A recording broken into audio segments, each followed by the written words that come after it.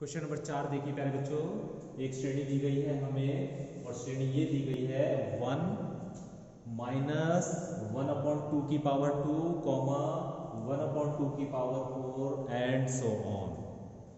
तो श्रेणी का पहला पद 1 है जिसे हम a से प्रदर्शित करते हैं। r यानी सार्व अनुपात निकालना है तो कैसे निकालते हैं, दूसरे पद को पहले पद से भाग करते हैं तो इसे इससे भाग करा तो ये आ गया माइनस का 1/4, क्योंकि 2 की पावर 2 करोगे तो 4 आ जाएगा तो माइनस का 1/4। ठीक है, अभी हमें पांचवा पद निकालना है तो पांचवा पद बराबर होता है ar की पावर 4। a की जगह 1 रख दीजिए, r की जगह माइनस का 1/4 रख दीजिए और उसकी घात कितना है 4।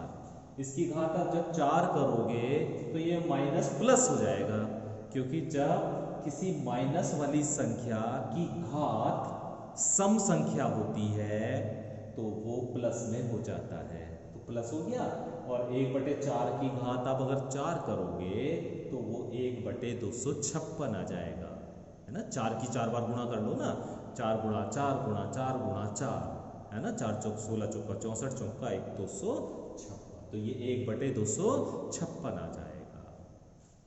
अभी हमें nवा पद ज्ञात करना है।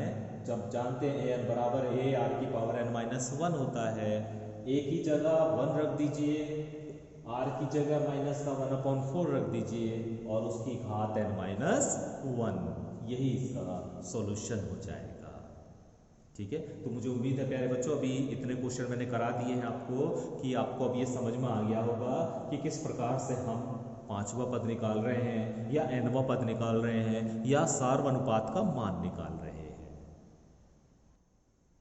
क्वेश्चन नंबर 7वां देखिए प्यारे बच्चों, और क्वेश्चन नंबर 7 ये दिया गया है, हमें श्रेणी दी गई है 1/√2 -1 √2 एंड सो ऑन।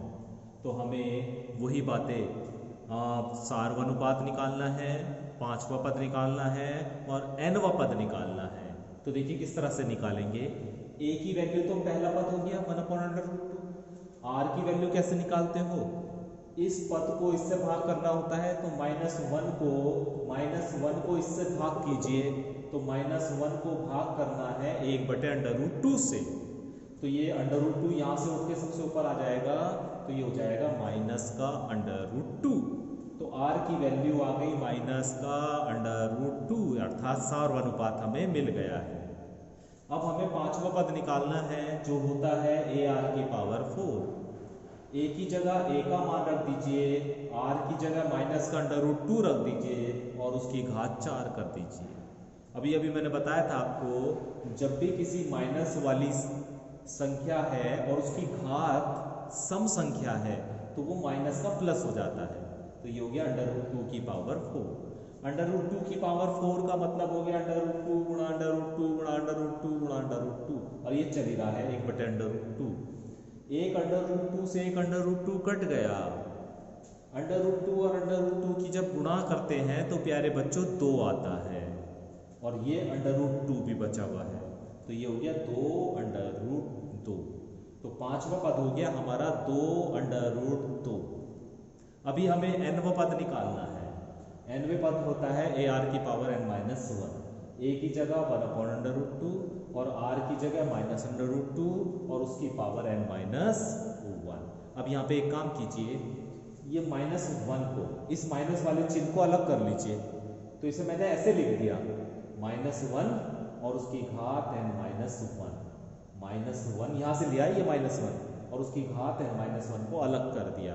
अब क्या बचा हम पे 1/√2 और √2 की पावर n-1, √2 की पावर n-1 और 1/√2 बचा।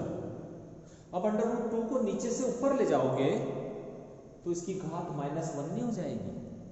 जब इस √2 को यहां से ऊपर ले जाओगे तो इसकी घात -1 हो जाएगी, और ये है ही √2 की घात है -1। जब आधार एक सा होता है तो घातें जुड़ जाती हैं, तो -1 की पावर n-1 चल ही रहा है, ये हो गया √2 की पावर n-1 में जुड़ गई -1, तो -1 हो जाएगा। तो -1 की पावर n-1 और ये हो गया √2 और उसकी पावर n-2 √2 और ये हो गया n-2। देख लो -1 और -1, ठीक है। तो इस तरह प्यारे बच्चों आपको क्वेश्चन नंबर 1 से लेके क्वेश्चन नंबर 8 तक जो क्वेश्चन मैंने नहीं कराए हैं उन पर भी प्रैक्टिस करनी है, तभी आपको अच्छे से समझ में आएगा, क्वेश्चन करने अच्छे से आ जाएंगे।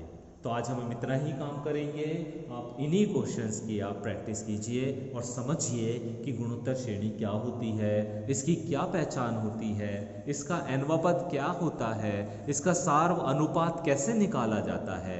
इन सभी बातों को आप अच्छे से ध्यान रखें ताकि आगे आने वाले जो भी क्वेश्चन हैं वो आपको आसानी से समझ आ सके। Thank you.